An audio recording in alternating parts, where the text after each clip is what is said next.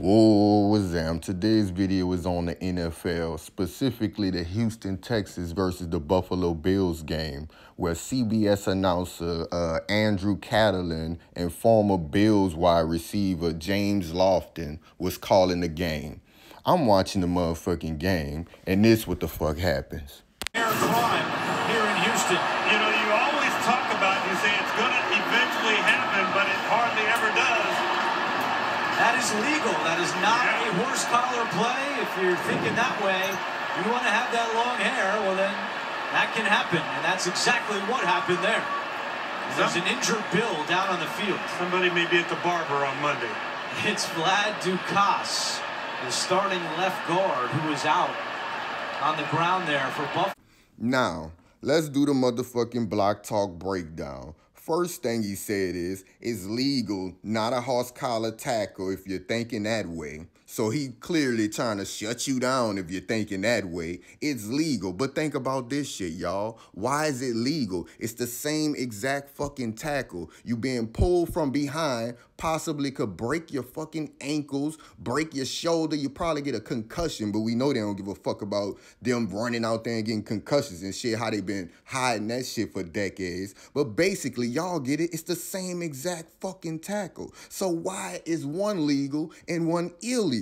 That's because the motherfucking NFL don't like your long hair. And we know that he speak for the NFL. And what the fuck he go on to say to prove that? You want to have that long hair? Well, it can happen. Now think about this shit. With that same logic, it's like saying you want to have them big-ass shoulder pads. Well, it can happen. That's like saying the fucking horse collar tackle could happen. But he not going to say that because they agree with that. That's something they sat down at the round table and said, that horse collar tackle shit got to stop. But you know what? They hate the locks. They dread the motherfucking locks so much. Matter of fact, that's a whole history lesson. I forgot exactly what African nation they invaded, but they was getting their ass whipped so bad by the dudes with the locks that they dreaded them. And that's what they forever called the locks. Dreaded locks. And these people still despise the dreaded locks. That's why they're going to allow somebody to pull you by your motherfucking hair and drag that shit out of you. You know how bad that shit hurt? That's why they going to allow that, because they hate your locks still. And look at motherfucking James Lofton sitting right there next to him. He goes on to say, somebody's going to be at the barber Monday. What the fuck you mean? No, he not. The fuck you mean somebody gonna beat? Is the black dude, y'all. Y'all know that's why I'm talking about it. That's why I had to pause, like, somebody gonna be at the barber?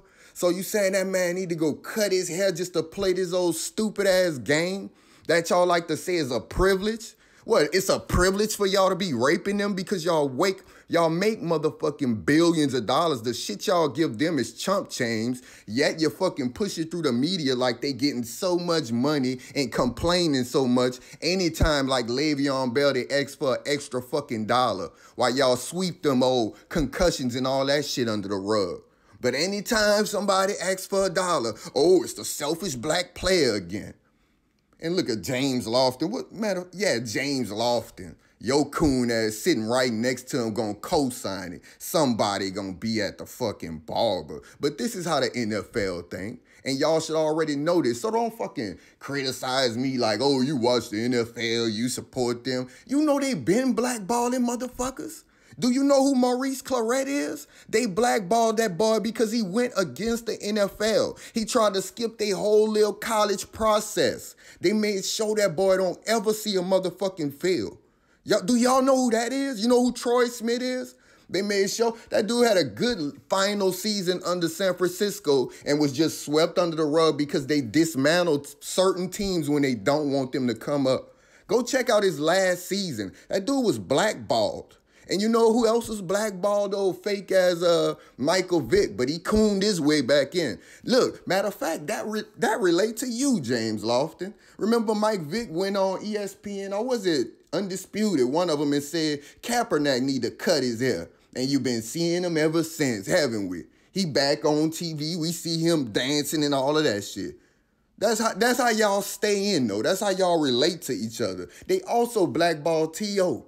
Nigga, T.O. still could have been doing their thing, but they overemphasize every small drop. T.O. drops the ball again. Oh, everybody act like it was a big fucking blow up, even though he was still the motherfucking leading wide receiver for the Bills and fucking Cincinnati. So what the fuck was they talking about? People been getting blackballed. And no matter what you do, since you probably say, oh, he support white supremacy about why you there. Anything you do, you supporting these motherfuckers until we break from the chains fully. Do you got a fucking TV? How you get your media? You bought it from Samsung? You think Samsung give a fuck about you? How you got a computer, Apple? You think they give a fuck? You bought a bed? You think you bought that from black people? The fuck you mean you supporting it? Better get your simple-minded ass out of here, man. Once again, y'all holler at me.